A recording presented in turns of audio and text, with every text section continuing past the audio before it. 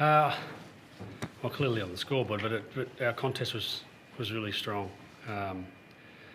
We had some big numbers around that part of the game. Contested mark was really strong, and we took some uncontested marks away from them, which is really important. They're very, very good at moving the ball.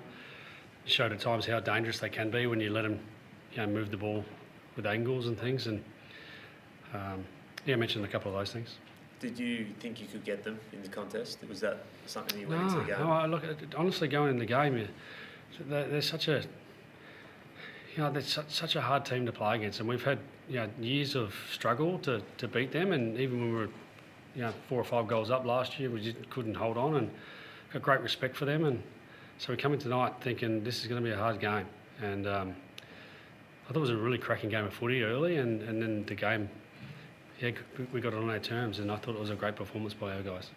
What was it that you did at half-time? Because it was a very, very free-flowing game in that first half, 18 goals. What was the message at half-time that you think helped get the game really in your hands in the second half? Well, in the second quarter, our pressure really lifted. It was low in the first quarter, and then the scoreboard kept ticking over for them. And credit to Matty Boyd and our centre bounce work, doing a great job. He's never coached midfield before, and he's come into our environment. He's such a hard worker, unbelievably hard worker. And we kicked 3 goals from centre bounce tonight, and they didn't score.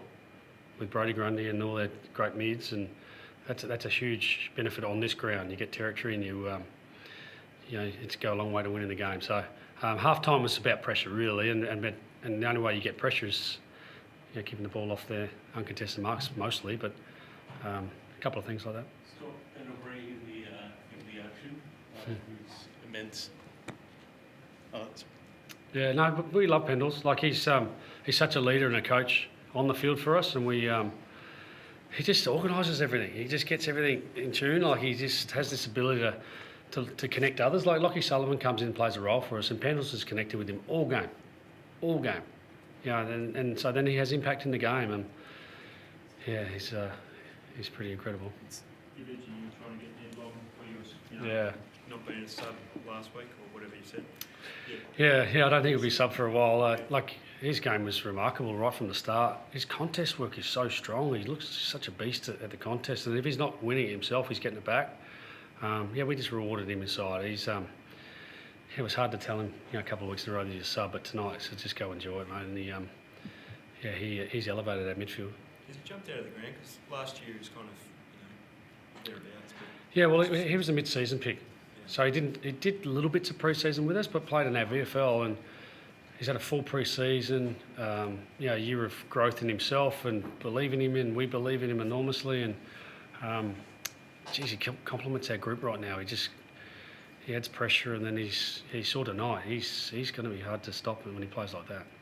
You mentioned the midfield pressure, but combining that with the defensive structure, when the ball from them went into the inside 50, it seemed like you were right on top of them. How big was a part in tonight's game from that point of view? That's a great pickup. We just rewarded that. They scored at 30% of the times I went in, 32% of the times I went inside 50. And, particularly their last quarter, they were coming. It may not felt like that from watching the game, but we know they were coming. And, +8 inside 50s, but our backs just kept holding up.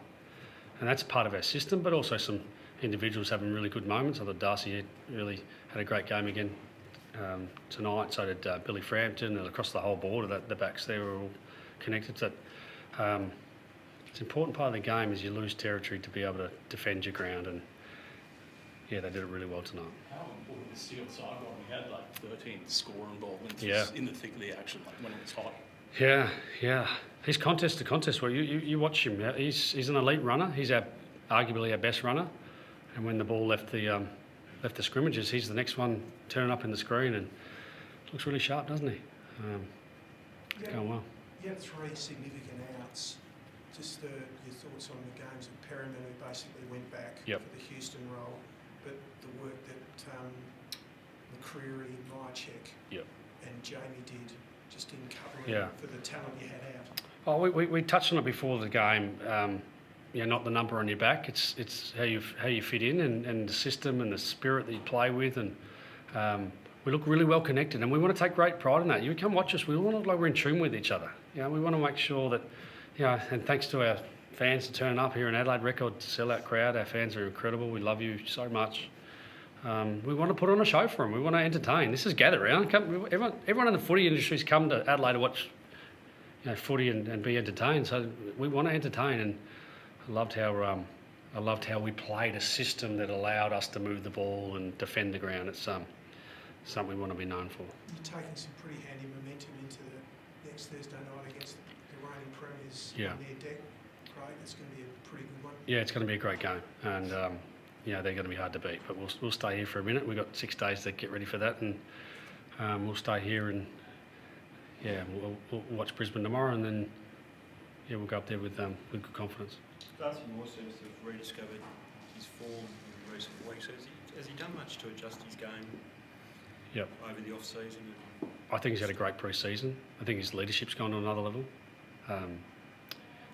He's fit. He hadn't had a pre-season for 2 years. It's a tough game to go out and execute if you don't train. And I think he's really connected to our group. Like he talk about connection. He's hard to play on. He's hard to play on, but the system helps that.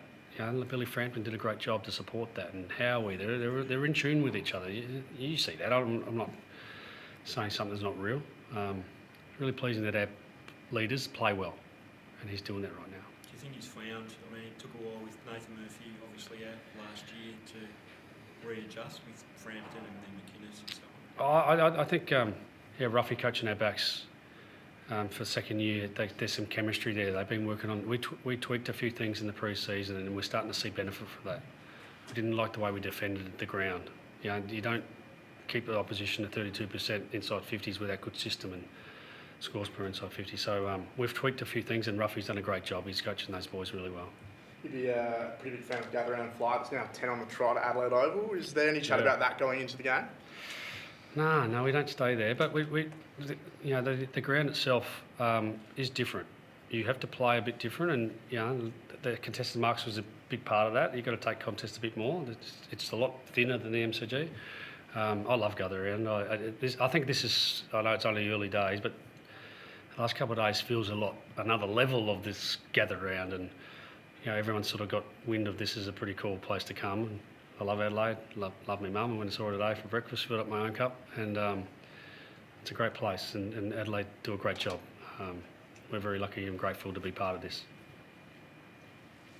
Craig, you closed down their time and space tonight, but also from a defensive point of view, the change of handball from the back end of the ground was really infectious because that really set up a lot of your score involvements. Yeah, hopefully you think it's exciting to play because we want to be that. But is that a new evolution to what you're trying to build on from the last couple of years where you probably haven't used that as the attacking weapon? Yeah, we're a work in progress, and it's a big part of our game. Win the ball back and then see you later, let's go. We've got a lot of weapons back there, and Dan didn't play tonight, and he's been important for that. Josh Dacos and some others are really playing some good roles there, and our mids are helping out. We train it hard. I think the game itself has become really transitional. I think, I think that some of the better teams have transitioned the ball well from D50. Yeah, last one, mate. And was that a more rounded game from Nick Dacos tonight? I mean, it wasn't the dominating game like he gets his normal 30-odd possessions, but it felt a bit more rounded component of his game tonight. Yeah, he's got a guy in his back pocket the whole game, and he has 9 tackles.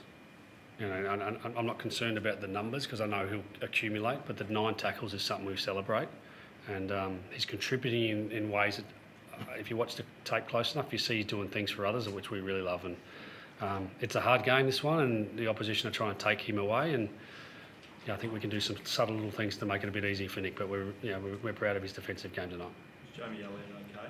Yeah. No, we a bit deliberate when it sort of got to a 6-goal margin with 10 minutes to go. We thought it's his 200th game next week, so we thought it'd be a good time to just rest him up for that. But always conscious of a hard finishing Swans. You can never take them for granted. Just back on Steele, did you see him work on his contesting game a bit more over summer? I think he's averaging career best numbers in year 17 in that area of his game, and having moved into the midfield this year, how hard has he worked on that side this late into his career? We reviewed heavily a lot of our systems and our season last year, and one of the things that stood out was that our guys 30 plus didn't do enough fundamentals. And we're adamant, fundamentals are a hallmark and foundation of our game, and we do so much work on it. And the guys that started back a bit late didn't get the minutes. So we deliberately planned around our 30 plus is doing a lot more fundamentals and still showing benefit of that. Thanks, guys.